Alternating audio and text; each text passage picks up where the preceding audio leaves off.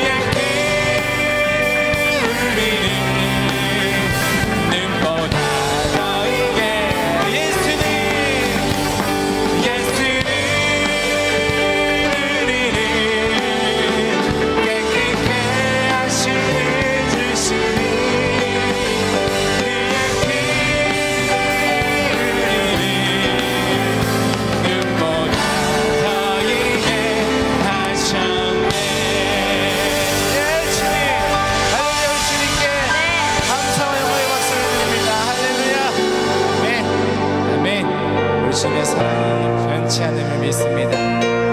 이 시간 주님께 모든 것 맡기며 나아갑니다.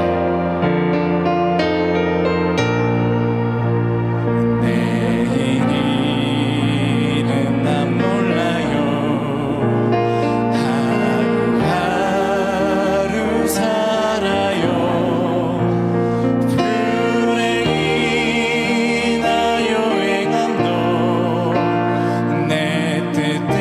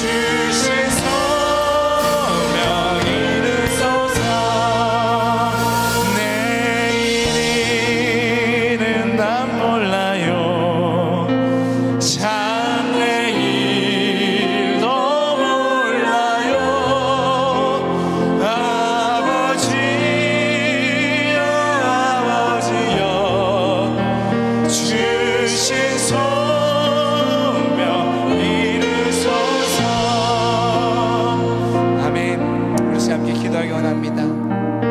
우리는 내일 일을 모릅니다.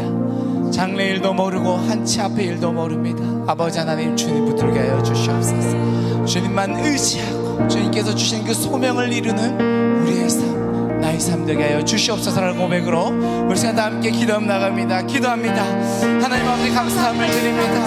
아버지 하나님, 나는 내일도 모르고 아버지 장래일도 모르고 아버지 한치 앞의 일도 모릅니다.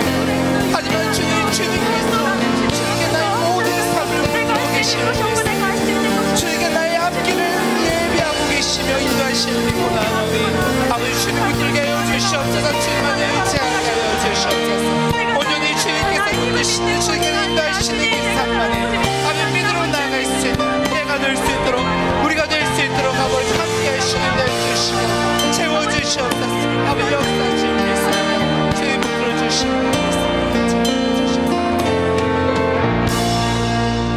하나님 감사함을 드립니다. 한치 앞도 모르는 우리 인생길 아버지 함께하여 주심으로, 아버지 주님 붙들어 주심으로 걸어가게 하심에 감사함을 드립니다. 하나님, 나는 내일을 모르지만 주님께서 하심을 믿습니다. 주님 붙들고 나가도록 하여 주시고 항상 주님만 찾는 우리의 삶, 나의 삶 될 수 있도록 인도하여 주시옵소서. 감사함을 드립니다.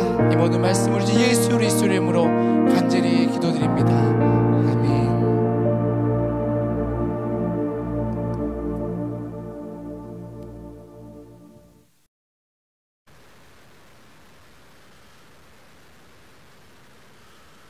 2020년 한 해를 마감하는 12월에 맞이하는 첫 번째 수요일입니다. 오늘도 예배 자리에 나오신 여러분들을 주님의 이름으로 환영하고 축복합니다. 오늘 우리에게 주시는 하나님의 말씀을 통해서 여러분 다시 한번 힘을 얻고 또 용기를 얻으시고 믿음으로 굳게 살아가는 다짐이 있는 복된 저녁이 되었으면 좋겠습니다. 오늘 우리에게 주시는 하나님의 말씀 보겠습니다. 구약성경 사사기 15장 9절부터 20절까지의 말씀을 보도록 하겠습니다. 사사기 15장 9절부터 20절까지 말씀, 여러분들 성경이나 아니면 화면을 보시면서 함께 읽도록 하겠습니다. 이에 블레셋 사람들이 올라와 유다에 진을 치고 레히에 가득한지라. 유다 사람들이 이르되 너희가 어찌하여 올라와서 우리를 치느냐. 그들이 대답하되 우리가 올라온 것은 삼손을 결박하여 그가 우리에게 행한 대로 그에게 행하려 함이로라 하는지라. 유다 사람 3,000명이 에담바위 틈에 내려가서 삼손에게 이르되 너는 블레셋 사람이 우리를 다스리는 줄을 알지 못하느냐. 내가 어찌하여 우리에게 이같이 행하였느냐 하니 삼손이 그들에게 이르되 그들이 내게 행한 대로 나도 그들에게 행하였노라 하니라. 그들이 삼손에게 이르되 우리가 너를 결박하여 블레셋 사람의 손에 넘겨주려고 내려왔노라 하니 삼손이 그들에게 이르되 너희가 나를 치지 아니하겠다고 내게 맹세하라 하매 그들이 삼손에게 말하여 이르되 아니라 우리가 다만 너를 단단히 결박하여 그들의 손에 넘겨줄 뿐이요 우리가 결단코 너를 죽이지 아니하리라 하고 새 밧줄 둘로 결박하고 바위 틈에서 그를 끌어내니라. 삼손이 레히에 이르러 이름에 블레셋 사람들이 그에게로 마주 나가며 소리 지를 때 여호와의 영이 삼손에게 갑자기 임하심에 그의 팔 위에 밧줄이 불탄 삼과 같이 그의 결박되었던 손에서 떨어진지라. 삼손이 나귀의 새 턱뼈를 보고 손을 내밀어 집어들고 그것으로 1,000명을 죽이고 이르되 나귀의 턱뼈로 한 더미 두 더미를 쌓았으며 나귀의 턱뼈로 내가 1,000명을 죽였도다 하니라. 그가 말을 마치고 턱뼈를 자기 손에서 내던지고 그곳을 라맛 레히라 이름하였더라.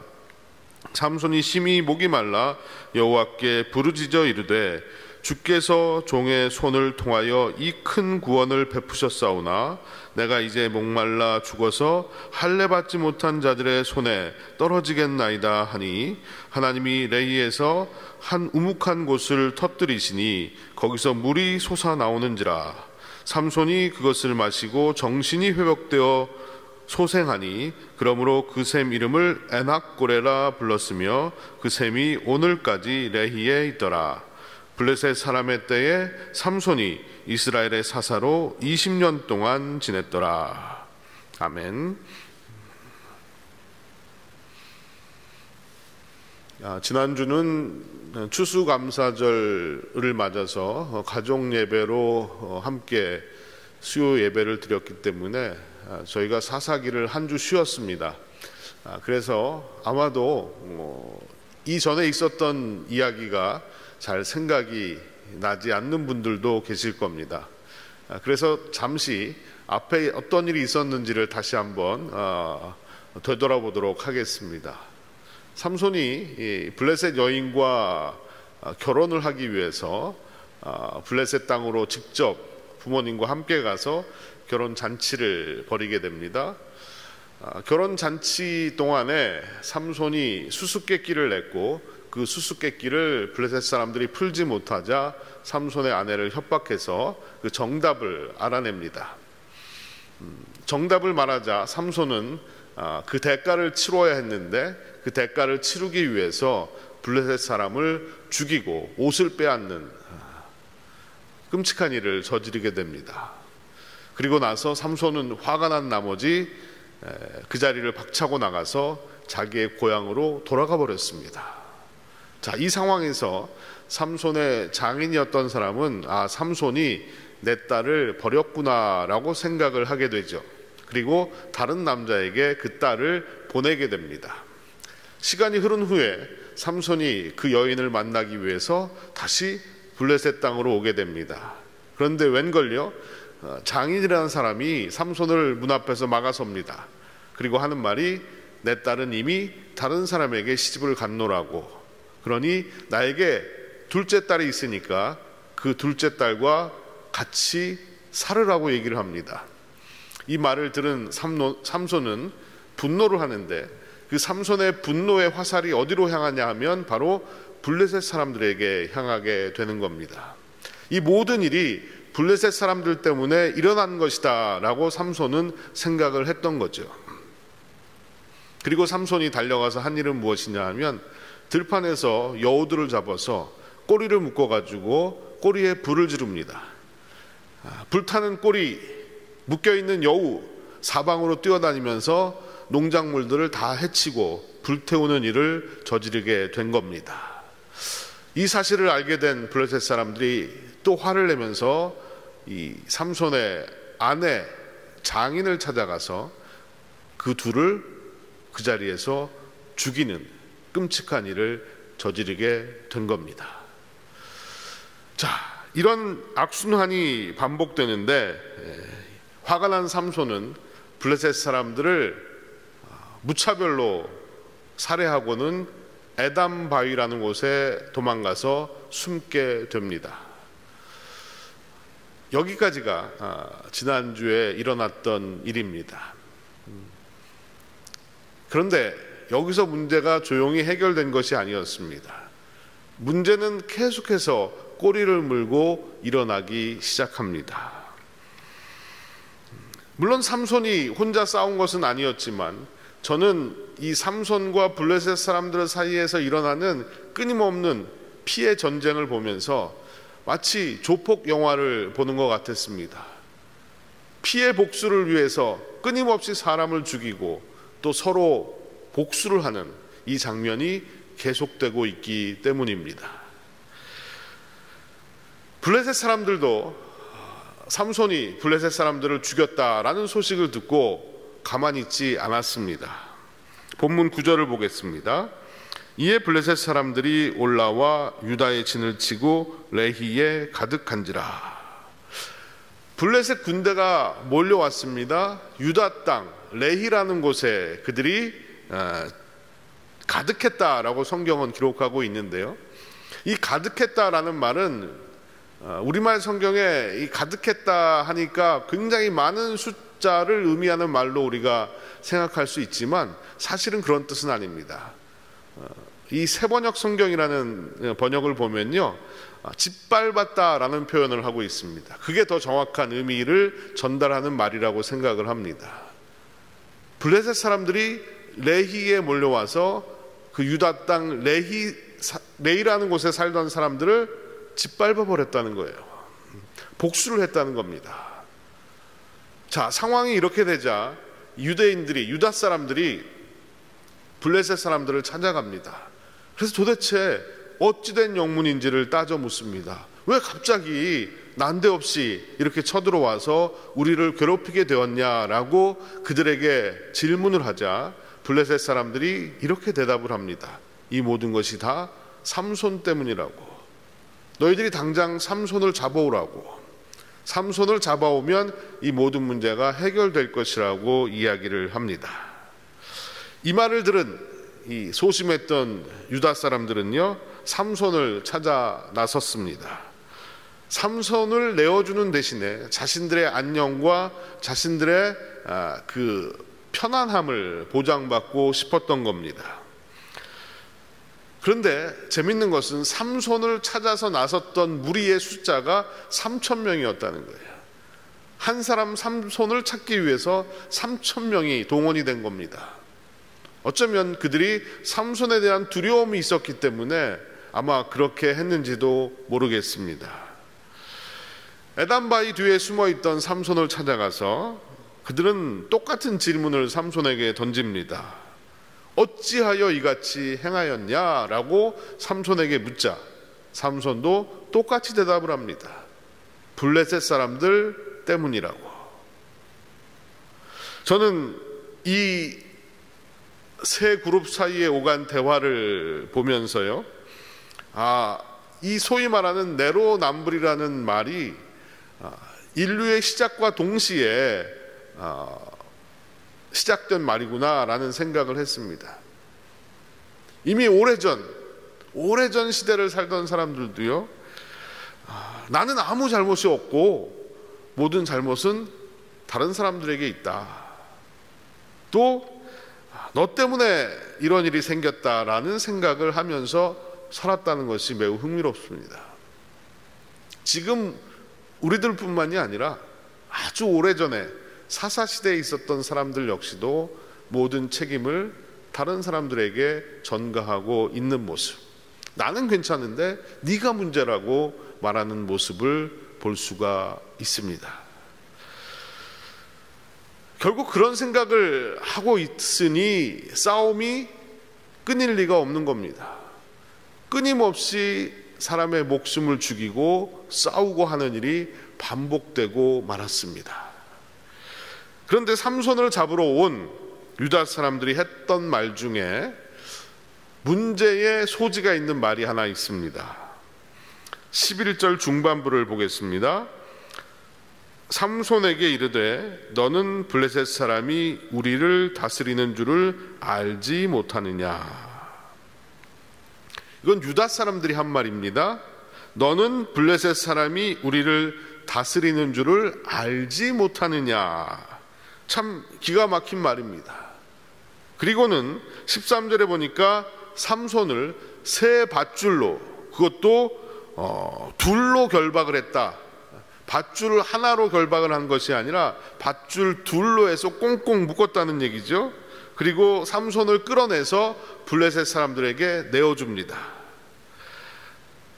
여기서 말하는 새 밧줄은 아주 튼튼한 밧줄을 말하는 겁니다. 그것도 하나가 아니라 둘로 꽁꽁 묶었습니다. 이 장면에서 우리는 아주 중요한 영적인 진리 하나를 깨닫게 됩니다. 지금 이스라엘은 40년 동안 블레셋의 지배를 받고 살아왔습니다.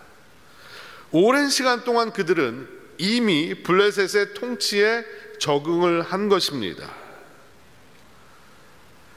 블레셋 사람이 우리를 다스리는 줄을 알지 못하느냐, 이 말은 팩트입니다. 사실이에요. 지금 자신들은 블레셋 사람들의 통치를 받고 있습니다. 하지만 이 말은 한편으로 보면 블레셋의 통치를 인정하고 순응하겠다는 말입니다. 또 이렇게 사는 것이 편하고 좋다는 말입니다. 그러니까 더 이상 소란 피우지 말고 조용히 있으라 라는 말을 삼손에게 한 것입니다. 이 말이 왜 문제인가 하면 그들은 자신을 다스리는 분이 하나님이시라는 것을 망각하고 말았습니다. 이스라엘은 하나님이 다스리는 나라고 그들은 하나님의 백성들입니다. 그러나 그들은 블레셋을 왕으로 섬기는 백성으로 살고 있었습니다. 이제는 그렇게 사는 것이 편하고 좋아진 겁니다. 인간은 누구나 똑같습니다. 우리도 그들과 똑같이 될 수가 있습니다. 죄가 지속되면 나도 모르는 사이에 죄가 편해지고 죄에 안주하게 됩니다. 편안한 것에 익숙해지면 편안한 것만 찾게 됩니다. 무엇이 참이고 무엇이 거짓인지는 그리 중요하지 않습니다. 오직 나에게 유익을 주고 나를 편안하게 해주는 것이 좋다라는 생각에 빠져들게 됩니다. 하나님의 다스림을 받는 것은 귀찮은 일이고 하지 말라는 것도 많고 때로는 손해볼 일도 많이 있습니다. 하지만 세상의 다스림을 받는 것은 편하고 쉽고 재미있습니다. 그래서 누구나 세상의 다스림 안에서 안주하려고 합니다. 하지만 우리가 반드시 기억해야 되는 것은 무엇이 참이고 거짓이라는 겁니다. 당장 편하고 쉽고 재미있다고 그것이 참된 길이고 복된 길은 아닐 것입니다. 힘들고 어렵고 아픔이 있어도 참 길을 가야 하는 것이 우리 예수 믿는 사람들의 삶이라는 것입니다. 우리가 지금 주의해야 되는 것이요, 코로나 바이러스로 우리가 점점 이 바이러스를 떠나서 살지 못하는 이런 상황이 지속되고 있습니다. 시간이 지날수록 우리의 신앙 또한 편한 쪽으로만 흘러갈 수 있다는 것, 이걸 우리가 주의해야 한다는 것입니다. 유다 사람들이 삼손을 세상에 내어준 것처럼 우리의 소중한 믿음의 유산과 또 소중한 믿음의 가치들을 쉽게 세상에 내어주고 우리는 그저 편안하게 안락함에 빠져서 세상의 다스림 가운데 살아갈 수 있습니다. 이 시점에서 우리는 다시 한번 정신을 차리고 나의 신앙을 점검해 봐야 합니다. 나는 하나님의 백성이고 하나님의 다스림을 받는 사람이라는 사실을 꼭 기억하시기 바랍니다. 하나님의 말씀과 하나님의 뜻을 붙들고 살아야 하는 사람입니다. 지금 당장 편하고 쉬운 것이 아니라 힘들어도 어려워도 하나님의 진리를 붙들고 살아야 합니다. 오늘 저와 여러분, 세상의 다스림이 아닌 하나님의 다스림을 받는 하나님의 백성으로 살겠습니다라고 고백하고 다짐할 수 있는 귀한 저녁이 되었으면 좋겠습니다.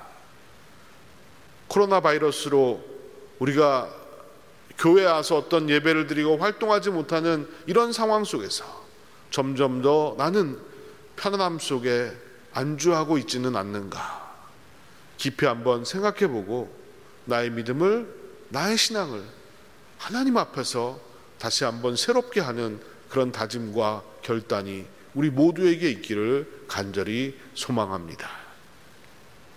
이제 삼손은 밧줄에 묶여서 블레셋 사람들 앞에 서게 됩니다. 블레셋 사람들은 밧줄에 묶인 삼손을 보자마자 기쁘게 소리를 지릅니다. 마치 삼손을 이미 붙잡아서 죽인 것처럼 밧줄을 묶고 나오는 삼손의 모습을 보면서 야, 이제 삼손은 도간에 든 쥐다라고 생각을 했을 겁니다. 그리고 이미 승리한 것처럼 그들은 기뻐했다는 겁니다. 그런데 그 순간 아주 놀라운 일이 일어납니다. 14절 말씀을 한번 보실까요? 14절에 보니까 이렇게 기록되어 있습니다. 삼손이 레히의 이름에 블레셋 사람들이 그에게로 마주 나가며 소리 지를 때 여호와의 영이 삼손에게 갑자기 임하심에 그의 팔 위에 밧줄이 불탄 삼과 같이 그의 결박되었던 손에서 떨어진지라. 여호와의 영이 갑자기 삼손에게 임하셨는데 삼손을 꽁꽁 묶었던 그 밧줄이 불에 탄 것처럼 그냥 다 떨어져 나가고 말았다는 겁니다. 그러자마자 이 삼손은 나귀 새 턱뼈를 가지고 1000명이나 되는 블레셋 사람들을 쳐서 죽이게 됩니다. 나귀의 새 턱뼈라는 이 말은 아마도 방금 죽은 나귀의 뼈라고 이해할 수 있을 겁니다. 그러면 과연 그것으로 1000명이나 되는 많은 사람들을 죽일 수 있는 건가라는 의문이 생깁니다. 하지만 지금 삼손은 여호와의 영이 그에게 임한 상태이고 무기가 중요한 것이 아니라 하나님이 직접 무기가 되어주셔서 싸우셨다 하는 것이 중요한 것입니다.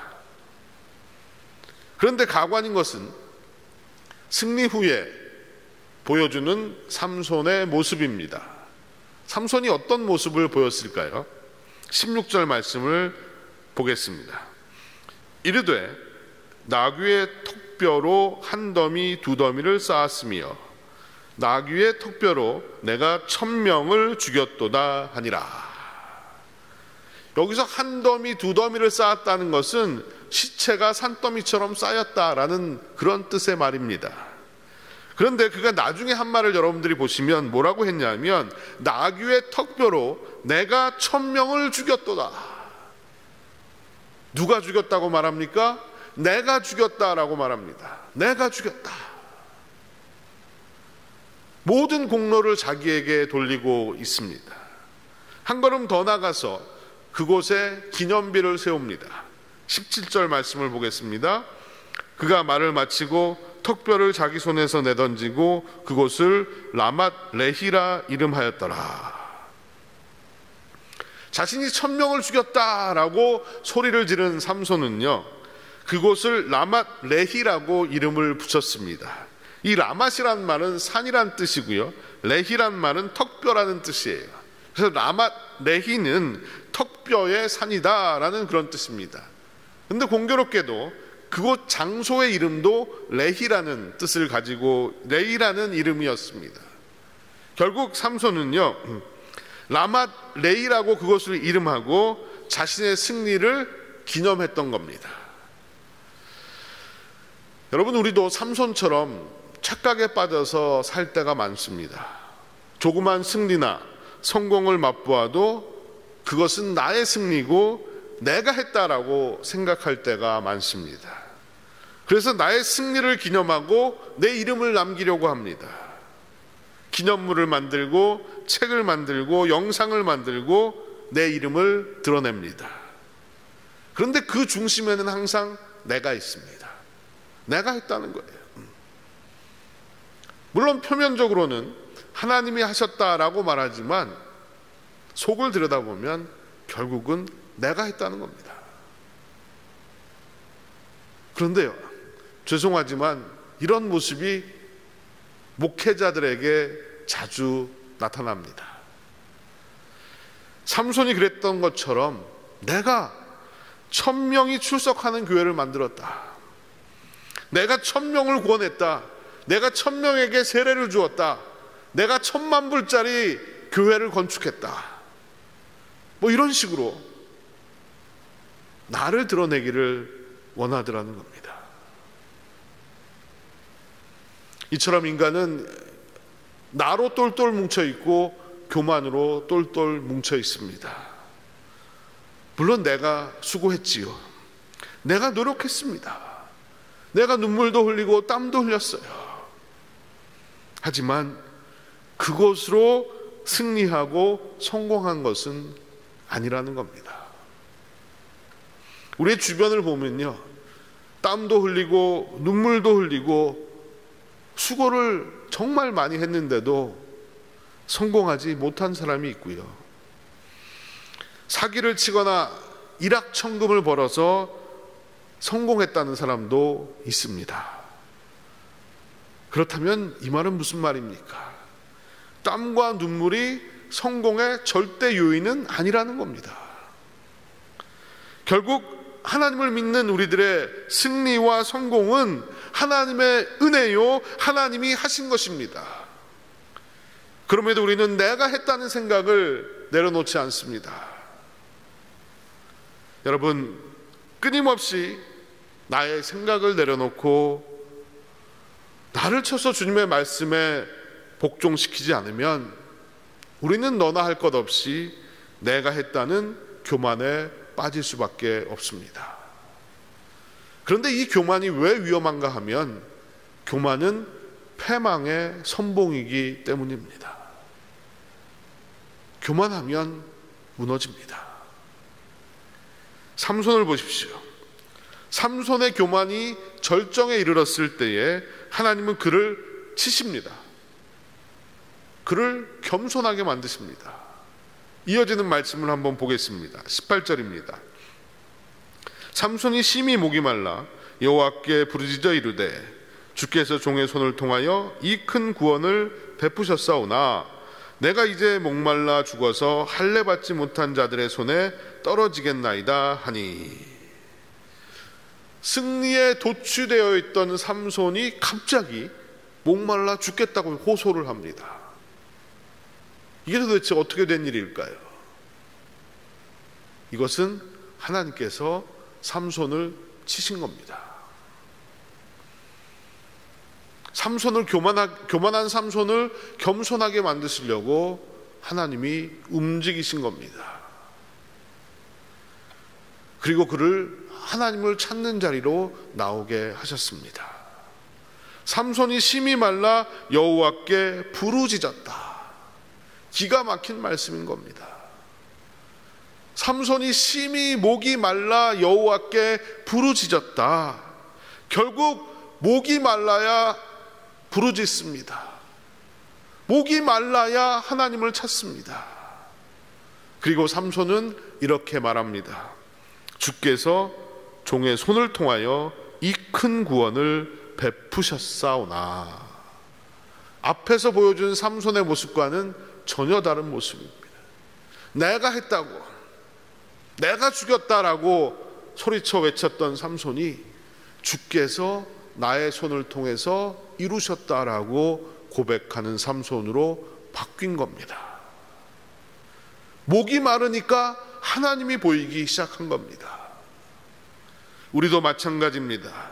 우리가 교만에 빠져 있을 때 하나님은 우리로 하여금 목이 마르게 하실 수 있습니다.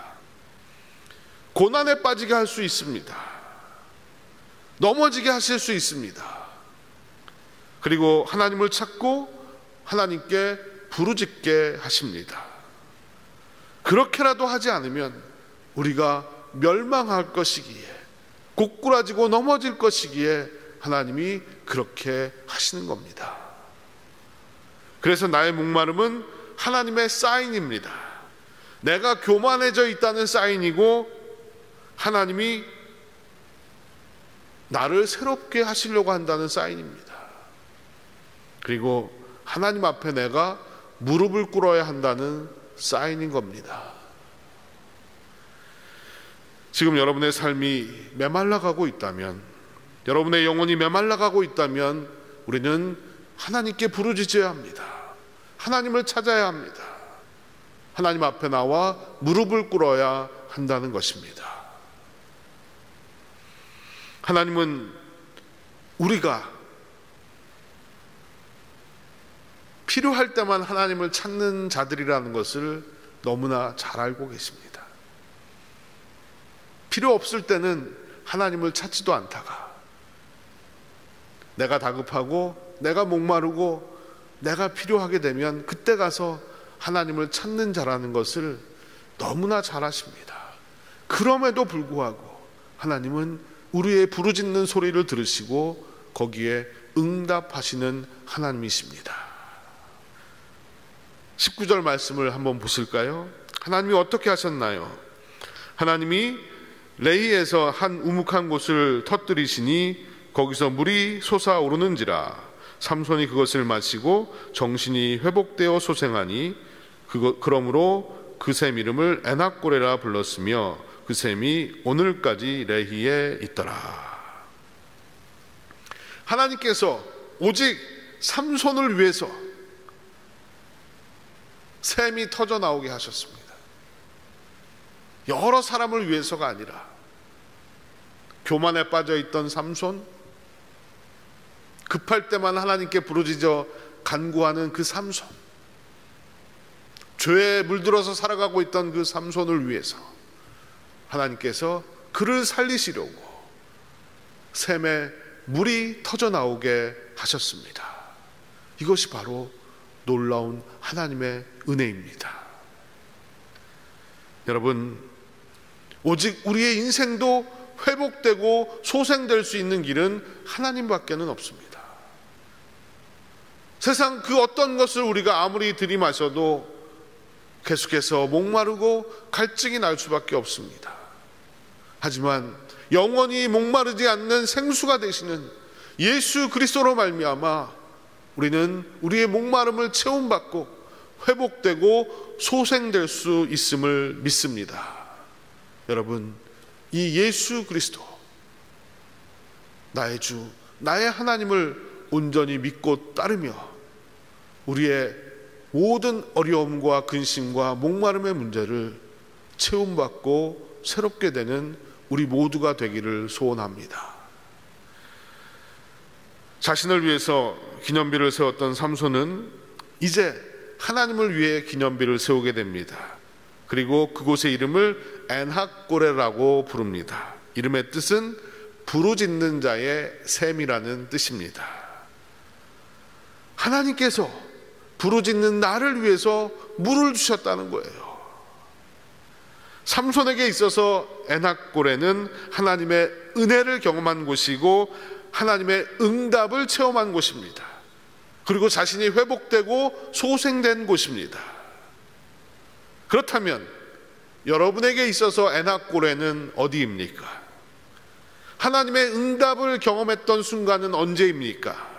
하나님이 내 영혼을 소생시키시고 회복시켜 주셨던 그곳을 기억하십니까? 내가 목마르고 고통스러워서 하나님께 부르짖었더니 하나님이 나에게 물을 주시고 은혜를 주셨던 그곳을 잊지 마시기 바랍니다. 그리고 그곳을 여러분들의 마음에 새기시고 하나님의 은혜를 기억하시기 바랍니다.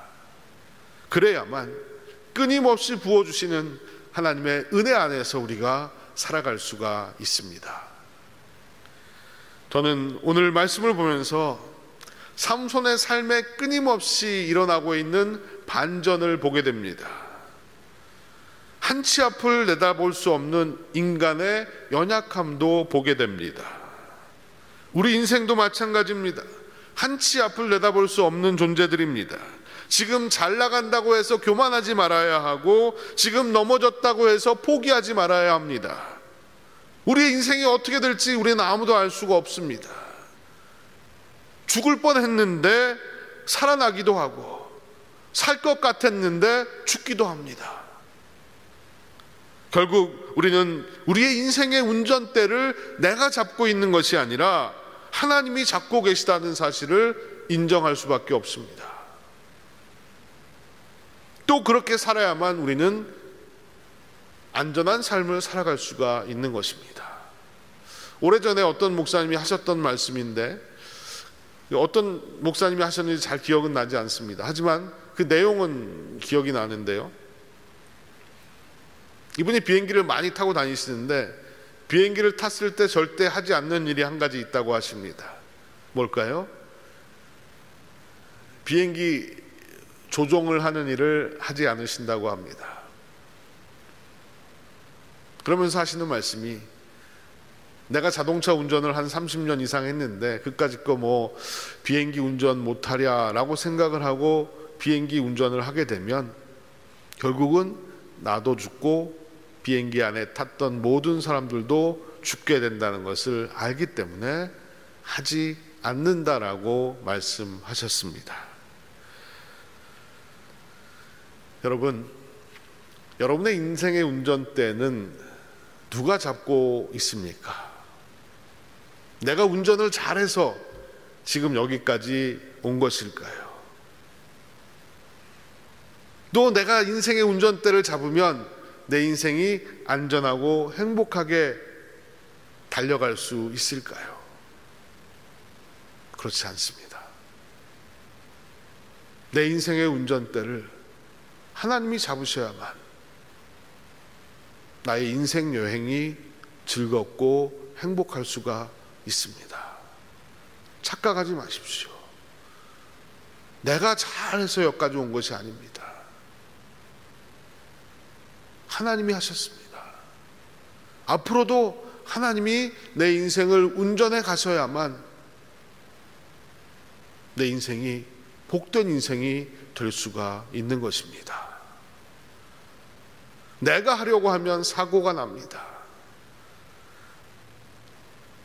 눈앞에 안개가 가득 끼어 있으면 앞을 볼 수도 없습니다.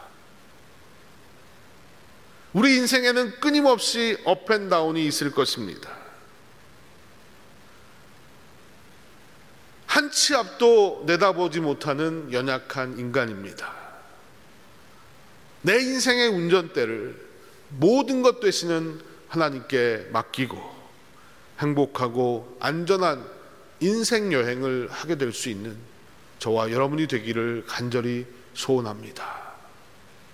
오늘 삼손의 모습을 통해서 우리가 다시 한번 하나님이 우리에게 주시는 아주 귀한 진리를 우리의 마음속에 담아서 이번 한 주도 주의 은혜로 살아가는 저와 여러분이 되시기를 주님의 이름으로 축원드립니다. 기도하시겠습니다. 사랑과 은혜의 주님, 감사합니다. 오늘 삼손의 모습을 통해서 다시 한번 저희들을 깨우치시고 저희들을 교훈하여 주심에 감사를 드립니다. 나도 모르는 사이에 세상에 물들어 있고 세상의 다스림을 받으면서 세상에 잘 보이려고 하는 마음으로 하루하루를 살고 있음을 고백합니다. 하나님의 자녀이고 하나님의 백성이라는 사실을 망각하면서 살아가고 있습니다.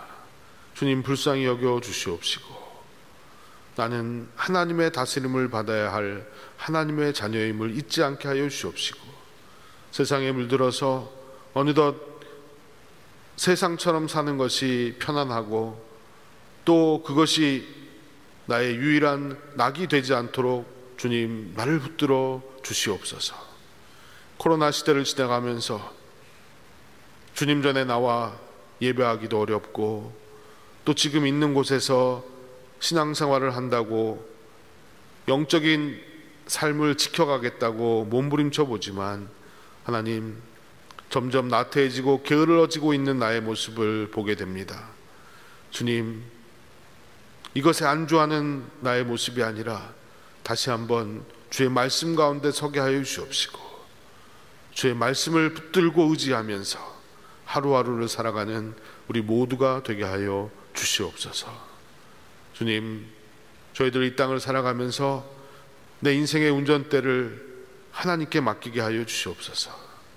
한 치 앞을 내다볼 수 없는 인생길입니다. 무엇이 우리 앞에 나타날지 하루하루 알지 못하는 가운데 살아가고 있습니다.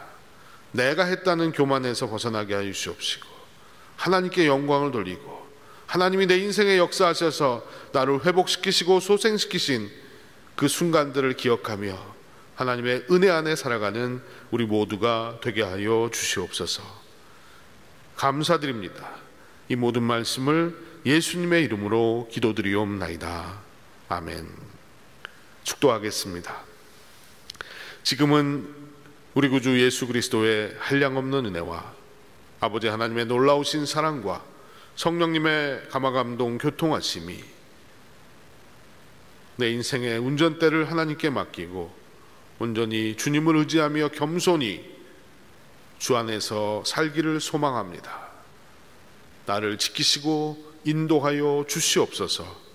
고백하며 하나님을 예배한 사랑하는 빈들의 모든 성도들 위해 지금으로부터 영원까지 함께 하시옵기만을 간절히 축원하옵나이다. 아멘.